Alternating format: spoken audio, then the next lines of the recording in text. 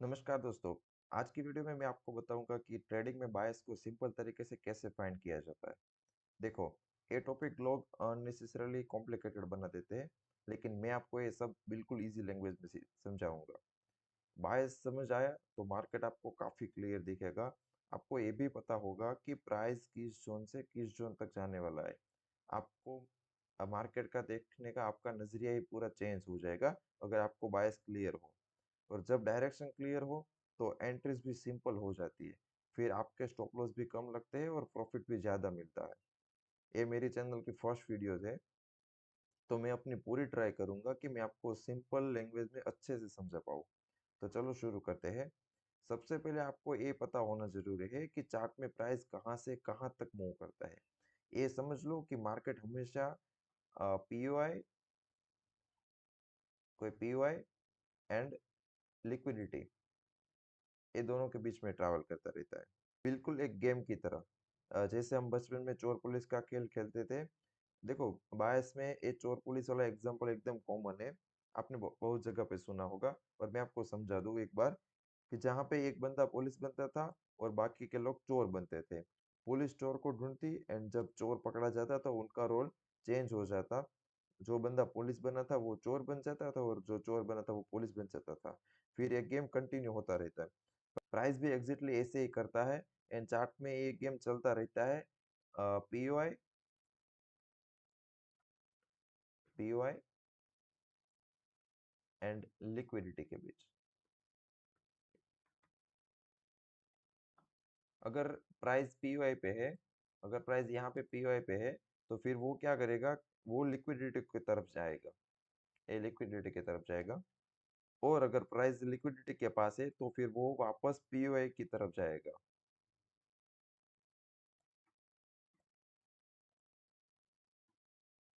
और अगर फिर से प्राइस पीओए के पास है तो फिर वो क्या करेगा, लिक्विडिटी को ढूंढने जाएगा। एंड फिर लिक्विडिटी से पीओए की तरफ जाएगा। तो चार्ट पे ये पूरा गेम चलता ही रहेगा, पीओए और लिक्विडिटी के बीच में एक चोर पुलिस के गेम की तरफ है। तो मतलब चार्ट में प्राइस भी बिल्कुल इस गेम के जैसे ही की लेवल्स के बीच में बाउंस करता रहता है। तो अभी यहाँ पे की लेवल्स क्या होते हैं, तो मैंने यहाँ पे जो पीओआई लिक्विडिटी एफवीजी वो सब है, मैंने यहाँ पे उसे एक की लेवल नाम दे दिया। और इन सब के बीच प्राइस ट्रैवल करता रहता है। अब पीओआई में क्या क्या आता है, तो यहाँ पे हम लिखते हैं पीओआई। तो सबसे पहले आता है ऑर्डर ब्लॉक, तो मैं इसे यहाँ पे ओबी लिखता हूँ। फिर आता है एफवीजी, मतलब फेयर वैल्यू गैप। फिर आता है वॉल्यूम इम्बैलेंस।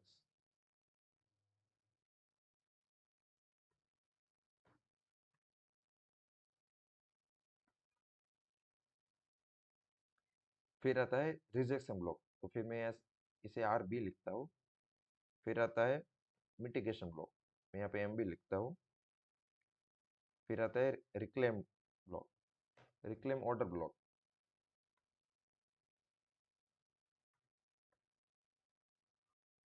ये सब पीओए में आता है। पीओए मतलब क्या होगा कि हमारा यहाँ पे पॉइंट ऑफ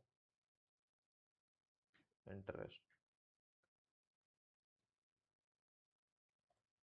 अभी आप इसे समझ लीजिए कि ये सब यहाँ पे हमारे पीओआईज है। अगर आप चाहते हो तो मैं इस सब की एक अलग से वीडियो बनाऊंगा जहाँ पे हम लोग डिटेल में सीखेंगे कि पीओआईज क्या क्या होता है और कैसे इजीली फाइंड करना होता है। फिर आते हैं लिक्विडिटी। तो लिक्विडिटी भी बहुत टाइप्स की होती है, पर आपको सिर्फ इम्पोर्टेंट वाले याद रखने हैं। जैसे कि देखो यहाँ पे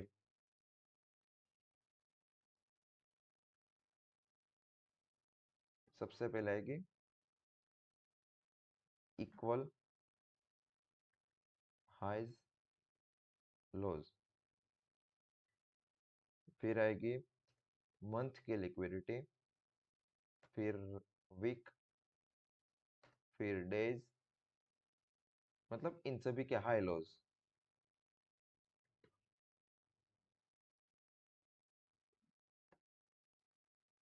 फिर आती है स्विंग हाई लोज।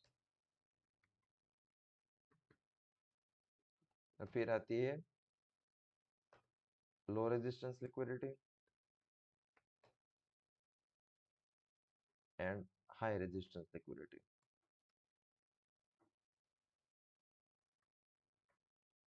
बस अभी के लिए इतना ही काफ़ी है। अब मैं आपको एक मेन चीज़ बताता हूँ, कैसे फाइंड होता है। बायस हमेशा हायर टाइम फ्रेम से निकलता है। सबसे पहले मंथली, फिर वीकली, फिर daily. And lower time frame का काम है सिर्फ एंट्री के लिए है, बायस निकलने के लिए नहीं है। तो अभी हम स्टार्ट करते हैं मंथली से कैसे बायस फाइंड करते हैं। तो सबसे पहले हम मंथली का चार्ट ओपन करते हैं। तो देखो, चार्ट पे समझाने से पहले मैं आपको एक एग्जांपल बताना भूल गया। मैं आपको की लेवल्स का एक एग्जांपल बताना भूल गया। चलो एक हम सिंपल चार्ट ड्रॉ करते हैं। देखो ये यहाँ पे चार्ट कंटिन्यू ऐसे चला जाता है, हायर हायर हायर लूज बनाते हुए। तो अभी क्या होगा कि इम्पोर्टेंट लेवल्स क्या हो गया हमारे पास।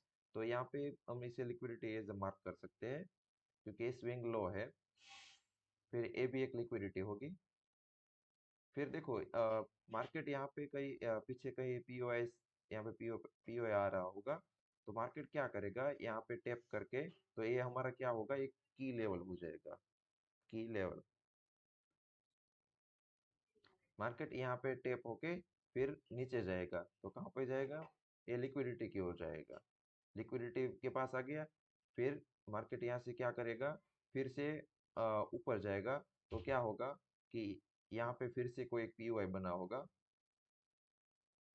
तो वहां पे टैप करके फिर से नीचे चला जाएगा। तो फिर से यहाँ पे क्या लिक्विडिटी के लेवल पे आ गया। फिर मार्केट क्या करेगा, यहाँ से फिर से रिवर्स करेगा, और फिर यहाँ पे कोई एक दूसरा पीओए होगा, वहां पे जाएगा। तो यहाँ पे ये सब हमारे की लेवल्स हो गए। ये पांचों यहाँ पे हमारे की लेवल्स हुए। तो ऐसे ही मार्केट पूरा एक की लेवल से दूसरे की लेवल के बीच में ट्रैवल करता ही रहेगा। अब जो भी की लेवल जितने बड़े टाइम फ्रेम का होगा, मार्केट उतने बड़ा ज्यादा बाउंस करेगा, मतलब उतना ज्यादा ट्रैवल करेगा, उतना प्राइस ज्यादा मूव करेगा।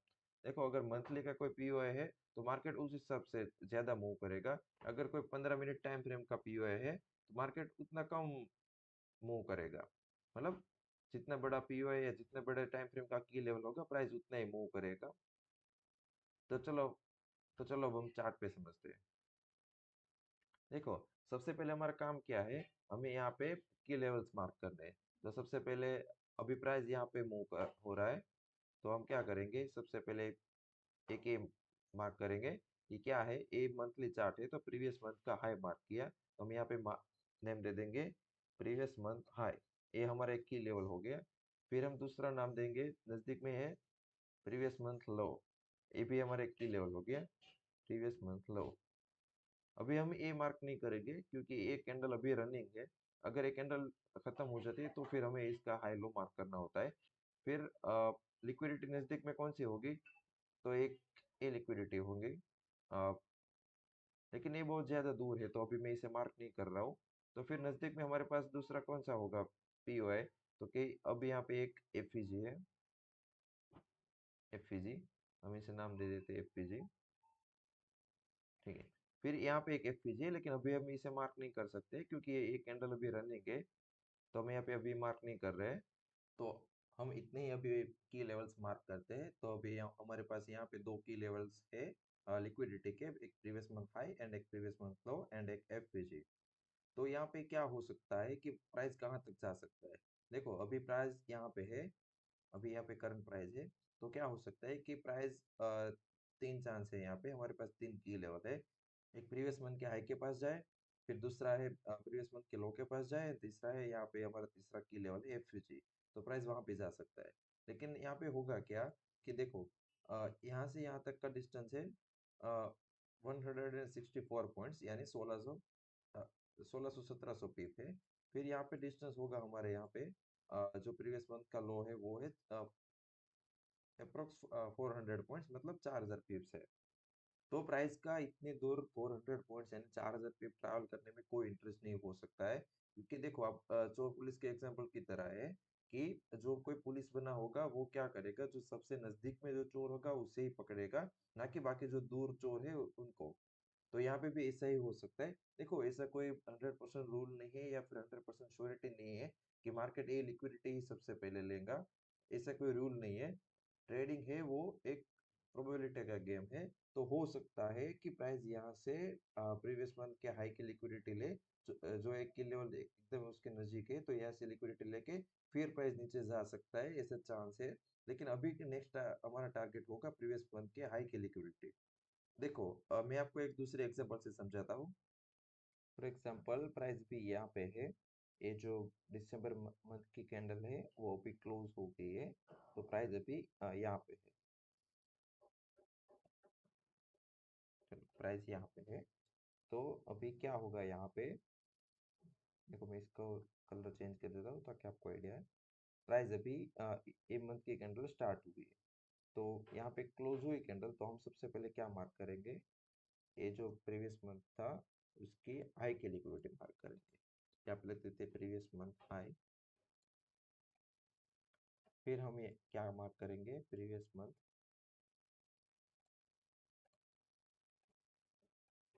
लो। ठीक है। फिर और कौन सी लिक्विडिटी हुई, एक लिक्विडिटी हुई हमारे पास ए स्विंग हाई की लिक्विडिटी। तो यहाँ पे हम की लेवल नाम दे दें, की लेवल 1। फिर एक लिक्विडिटी होगी हमारे पास दूसरे स्विंग की, हम नाम देते हैं की लेवल 2।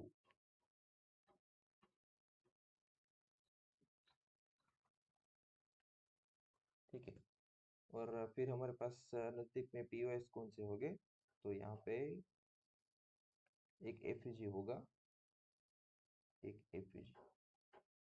देखो, ये एफईजी यहाँ पे टेप हो चुका है, आप देखोगे यहाँ पे एफईजी टेप हो चुका है, तो हम इसे अभी रिमूव कर देते हैं।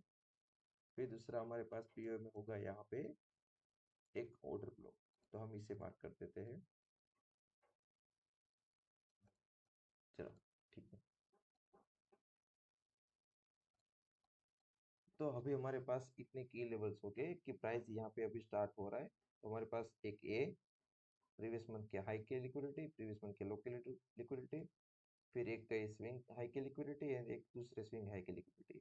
4 लिक्विडिटी के लेवल्स है, एक हमारे पास ऑर्डर ब्लॉक है, मतलब एक पीओ है हमारे पास। ठीक है। तो आप देखो यहाँ पे, क्या यहाँ पे प्राइस ने क्या किया है, एक एक ऑर्डर ब्लॉक था पीछे, तो यहाँ पे प्राइस ने यहाँ से टैप करके प्राइस निकला है। तो क्या होगा कि हमारा रूल था कि प्राइस पीओआई एंड लिक्विडिटी के बीच में ट्रैवल करता रहता है। देखो, यहाँ से ऑर्डर ब्लॉक से प्राइस निकला है, एक ऑर्डर ब्लॉक से प्राइस निकला है, तो प्राइस कहाँ तक जाएगा, लिक्विडिटी को ढूंढने जाएगा। तो हमारे पास नजदीक की लिक्विडिटी कौन सी है, तो यहाँ पे एक एक अच्छी लिक्विडिटी ए है, तो प्राइस चांस है कि प्राइस यहाँ तक जाए। तो जब प्राइस यहाँ से निकले, तब तब से हमारे बायस अप साइड के होने चाहिए, कहाँ तक, ए की लेवल तक। देखो, प्राइस ने बिल्कुल वैसे ही किया जैसे हमने समझा था। प्राइस ने लिक्विडिटी को हंट किया, फिर लिक्विडिटी स्वीप करके कैंडल नीचे क्लोज हुई, तो प्राइस के नीचे जाने के चांस ज्यादा है। तो अभी प्राइस ने लिक्विडिटी ली है, तो फिर प्राइस अभी किसे ढूंढेगा, प्राइस ढूंढेगा एक पीओआई को। तो यहाँ पे नजदीक में कौन सा पीओ है, एक जो एफईजी था वो तो टेप हो गया है, तो हमारे पास अभी एक ऑर्डर ब्लॉक है।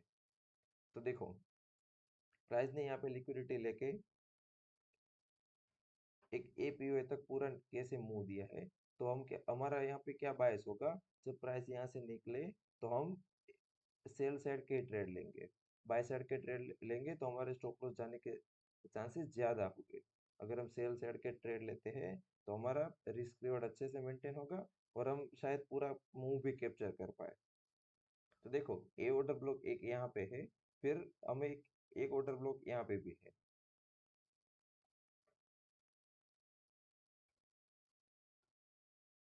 Order block. फिर एक दूसरा एक एफजी यहाँ पर भी है।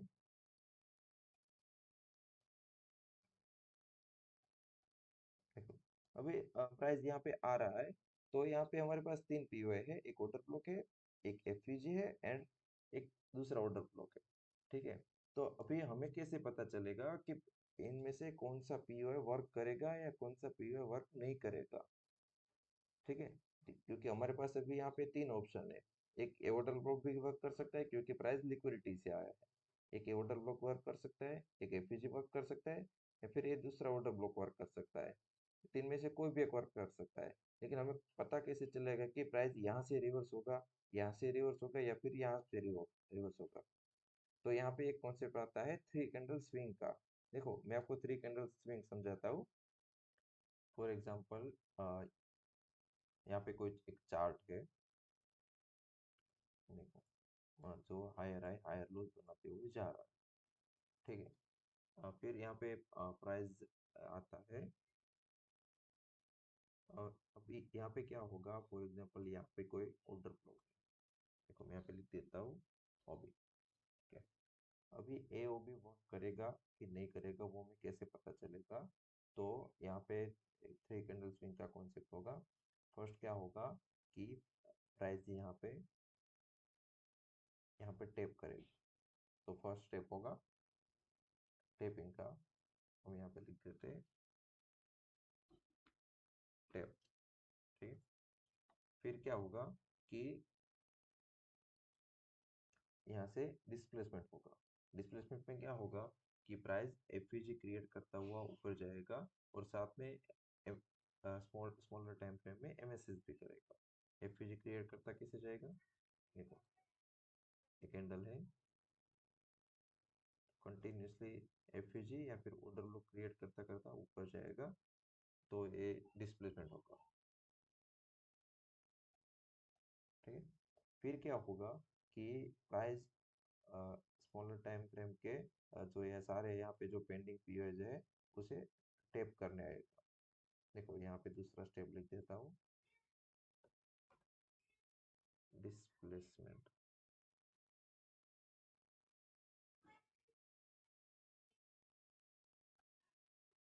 फिर यहाँ पे तीसरा स्टेप होगा रिटेस्ट।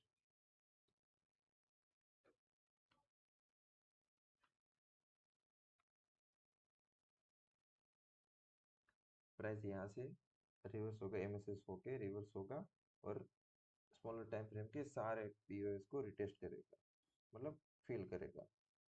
देखो यहाँ से यहाँ तक आएगा, यहाँ पे स्मॉलर टाइम फ्रेम का जो भी पीओ होगा लास्ट वाला उसे टैप करके फिर प्राइस ऊपर एक्सपांड कर देगा। तो क्या होगा लास्ट वाला स्टेप, एक्सपेंशन, ठीक है। देखो अभी एक आपके माइंड में डाउट आया होगा कि एमएसएस क्या होता है। देखो जो हायर है, हायर लूज है, उसमें प्राइस क्या करता है कि छोटे छोटे एक स्विंग बनाते हुए नीचे आता है,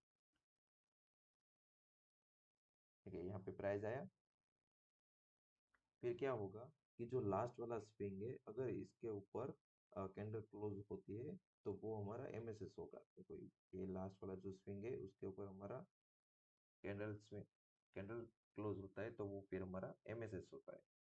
तो एक ये सिंपल मेथड है जिससे आप फाइंड कर सकते हो कि हायर टाइम फ्रेम का कोई पीओए वर्क करेगा कि नहीं करेगा।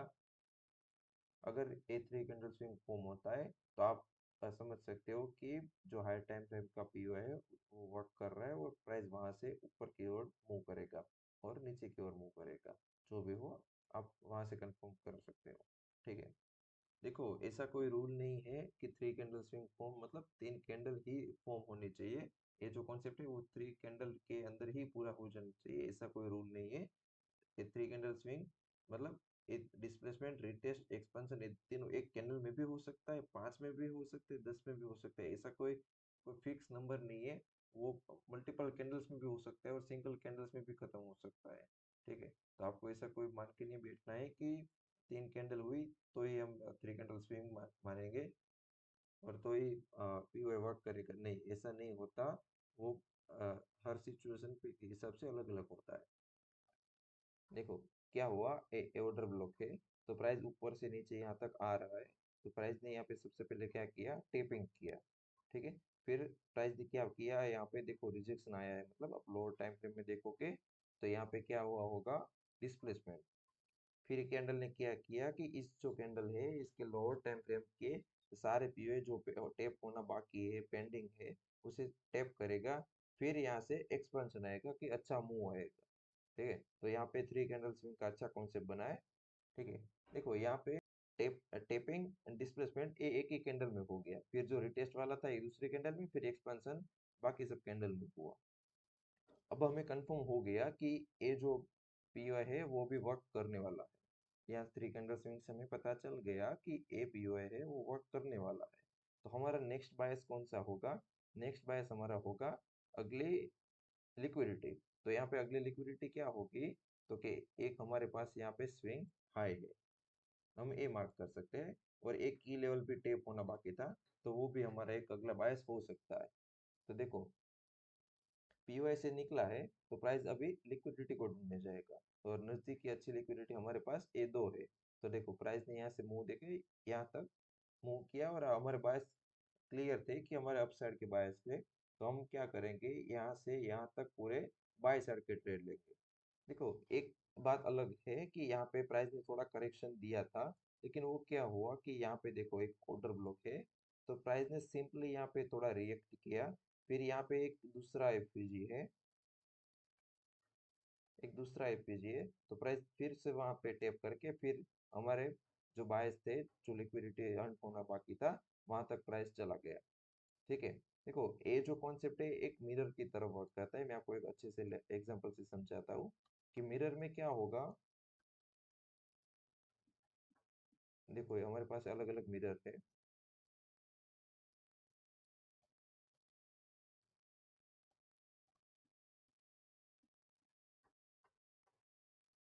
अगर आप ये सब मिरर ऐसे आप सेट करके रखते हो, फिर यहाँ पे किसी कोई एक मिरर पे आप यहाँ पे लाइट फेंकते हो, तो क्या होगा?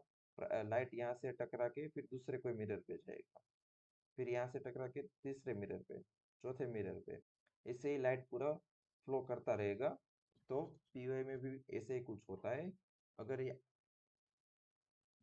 ऐसे प्राइसेस है हायर हाई हायर लो बनाता हुआ जा रहा है, तो क्या होगा कि फॉर एग्जांपल यहाँ पे कोई पीओआई आ रहा है, तो इनकेस एक आगे से कोई पीओआई आ रहा है, ठीक है, तो प्राइस ने क्या किया? यहाँ पे टैप किया, फिर प्राइस नीचे आएगा। यहाँ पे टैप किया, फिर अगर इनकेस यहाँ पे कोई पीओआई होगा तो यहाँ पे टैप होगा, फिर यहाँ पे कोई पीओआई होगा तो यहाँ पे टैप होगा, फिर ऐसे ही चलता रहेगा, मतलब एक मिरर की तरह वर्क करेगा। तो यहाँ पे भी कुछ ऐसा ही हुआ है।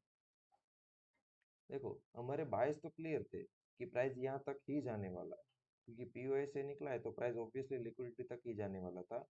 लेकिन यहाँ पे एक ऑर्डर ब्लॉक था जो कि स्ट्रॉन्ग था, वहाँ पे बहुत सारे ऑर्डर्स पेंडिंग पड़े थे। तो प्राइस ने हल्का सा रिएक्ट किया, तो क्या हुआ, यहाँ पे प्राइस नीचे आया।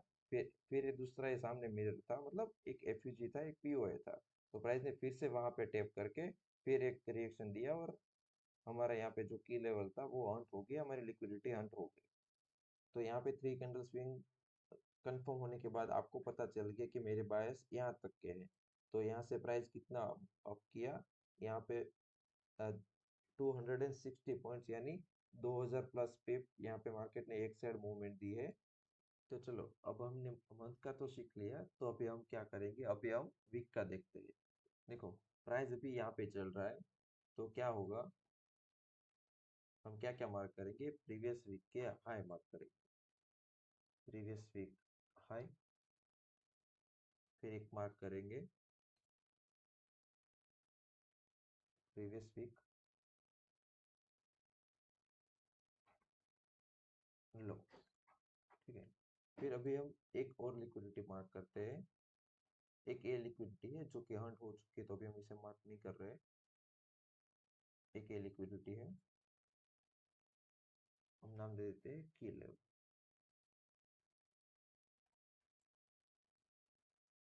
फिर एक ए लिक्विडिटी है,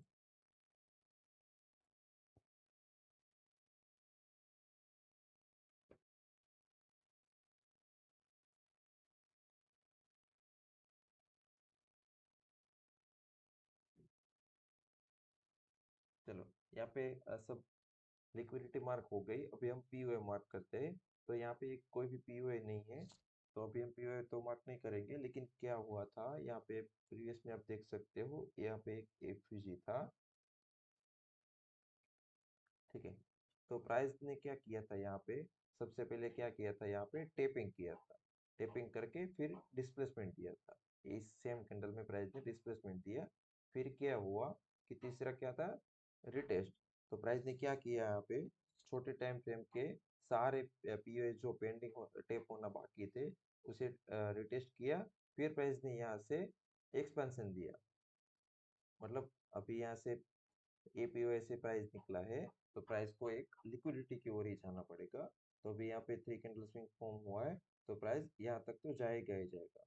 फिर हम क्या करते हैं कि यहाँ पे जो दूसरे की लेवल्स मार्क किए हैं वो भी हम रिमूव कर देते हैं। ठीक है, ये लिक्विडिटी तो हंट होगी तो हम इसे भी रिमूव कर देते हैं।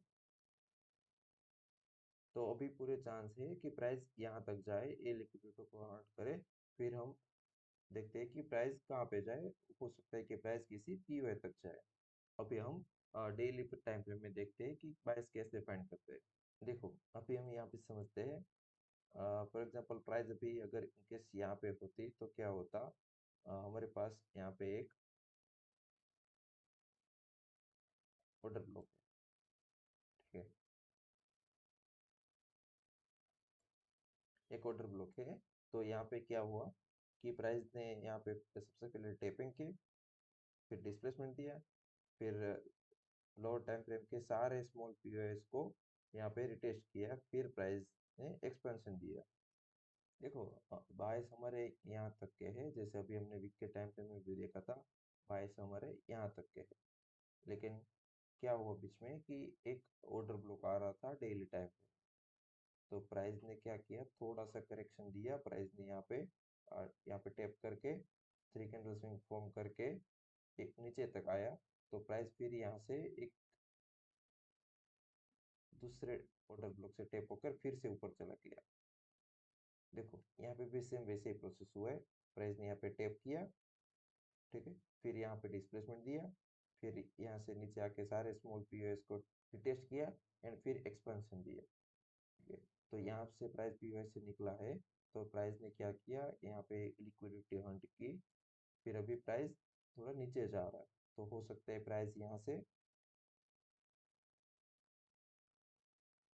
एपीओए तक आए।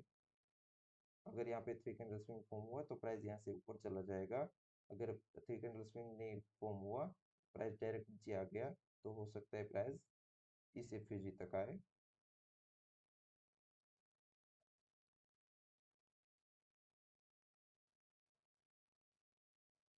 हो सकता है प्राइस इस ऑर्डर ब्लॉक आए।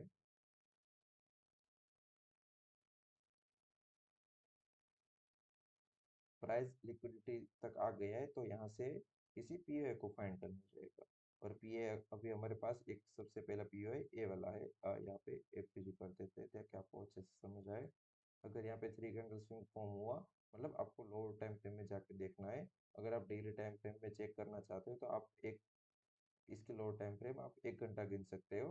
मतलब 1 घंटे के टाइम फ्रेम में, 1 आवर के टाइम फ्रेम में एमएसएस हुआ, फिर रिटेस्ट हुआ एंड फिर एक्सपेंशन हुआ। तो मतलब समझ जाओ कि ए पी है वो किया है। ठीक है, अगर प्राइस यहाँ से निकलती है तो हमारा नेक्स्ट टारगेट होगा ए की लेवल। देखो ये 3 कैंडल स्विंग आपको मैं एक लोअर टाइम फ्रेम में ले जाके समझाता हूँ। अभी अभी के लिए मैं रिमूव कर देता हूँ। ए ऑर्डर ब्लॉक कैसे वर्क किया वो मैं आपको समझाता हूँ। अभी डेली टाइम फ्रेम में है, तो उसके लो टाइम फ्रेम होगा 1 आवर।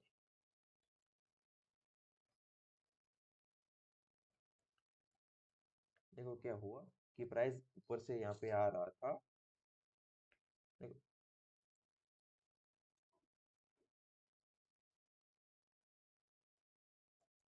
देखो एक यहाँ पे एफयूजी पे है, तो वो एफयूजी वर्क क्यों नहीं किया वो मैं आपको समझाता हूँ। अभी हम 1 आवर में देखते हैं। देखो यहाँ पे एफयूजी तो था, प्राइस यहाँ तक आया भी, यहाँ से थोड़ा रिएक्शन भी दिया। लेकिन क्या हुआ कि यहाँ पे प्राइस ने एमएसएस नहीं किया। तो यहाँ पे देखो क्या हुआ, यहाँ पे एफयूजी तक प्राइस आया, लेकिन लास्ट वाला स्विंग था ये वाला। ठीक है, फिर प्राइस लेकिन वहां तक नहीं गया, और थोड़ा ये रिएक्शन देके फिर से नीचे चला गया। देखो फिर यहाँ तक आया फिर से, यहाँ तक आया तो इसका लास्ट स्विंग कौन सा होगा, ए वाला। तो अगर प्राइस इसके ऊपर जाता या कैंडल इसके ऊपर जाती तो हम समझते हैं कि एमएसएस हो गया, वो भी डिस्प्लेसमेंट के साथ हुआ होता तो हम समझते कि एमएसएस हो गया। लेकिन प्राइस ने थोड़ा रिएक्शन देके फिर से नीचे चला गया, तो अभी हमारा लो ए वाला है। तो फिर अभी हम हमारा लास्ट स्विंग कौन सा होगा, ए वाला, सॉरी ए वाला होगा, ए वाला।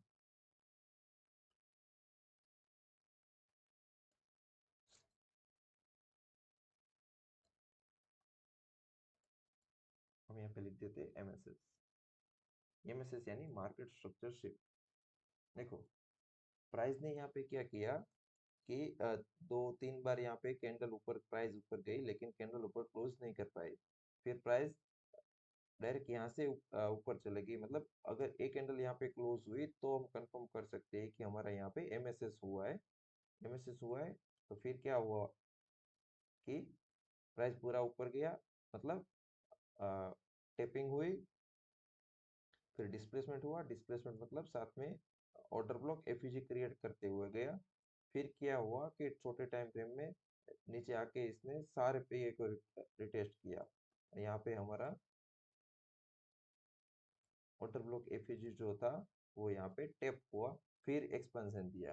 देखो अब प्राइस कहाँ तक गई, ये लिक्विडिटी तक गई। मतलब अगर आपने यहाँ पे यहाँ से कोई बाइक की ट्रेड ली होती तो आप यहाँ तक होल्ड करते, तब अच्छा खासा एक मूव कैप्चर कर पाते, यहाँ से यहाँ तक। मतलब 221 पॉइंट, मतलब 2200 पीप तक आप कैप्चर कर पाते। देखो मैंने यहाँ पे एक मूव कैप्चर किया था। मुझे पता था कि बायस अभी अपसाइड के थे। मैं यहाँ पे ट्रेड ले नहीं पाया था, मुझसे ट्रेड मिस हो गया था। तो यहाँ पे क्या हुआ कि प्राइस ने ए वाली लिक्विडिटी लेके जब प्राइस नीचे आया तो यहाँ पे ऑर्डर ब्लॉक था, और यही ऑर्डर ब्लॉक से मैंने लोअर टाइम फ्रेम से एंट्री ली, या फिर यहाँ तक मैंने मेरा ट्रेड होल्ड किया था। तो मैंने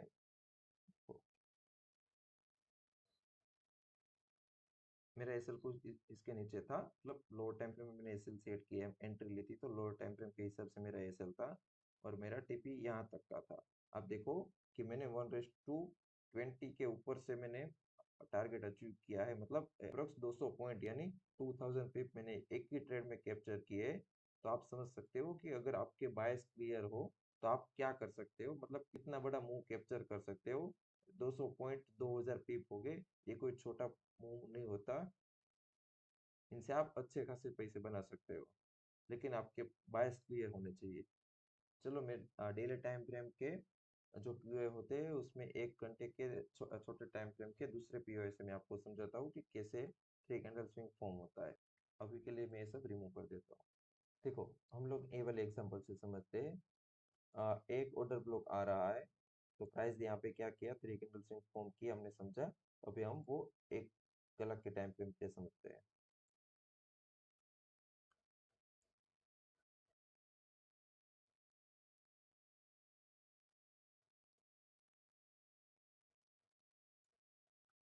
देखो यहाँ पे प्राइस ने सबसे पहले टैप किया, फिर प्राइस ने रिएक्ट किया।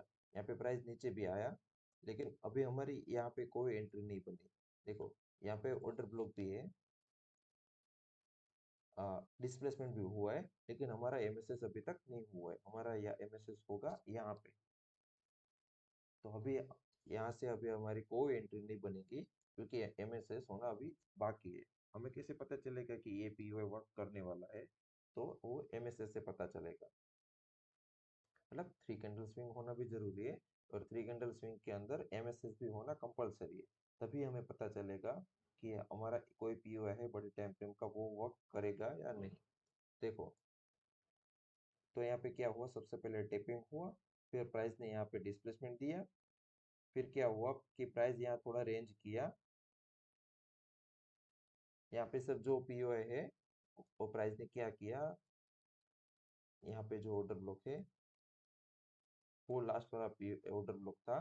तो अभी प्राइस एमएसएस करके फिर यहाँ पे टेप करने आया, रिटेस्ट करने आया। मतलब छोटे टाइम फ्रेम के सारे पीओ अभी यहाँ से टेप हो गए। फिर अभी प्राइस ने यहाँ से मूव दिया, तो आप देख सकते हो, आप कितना बड़ा मूव कैप्चर कर सकते हो।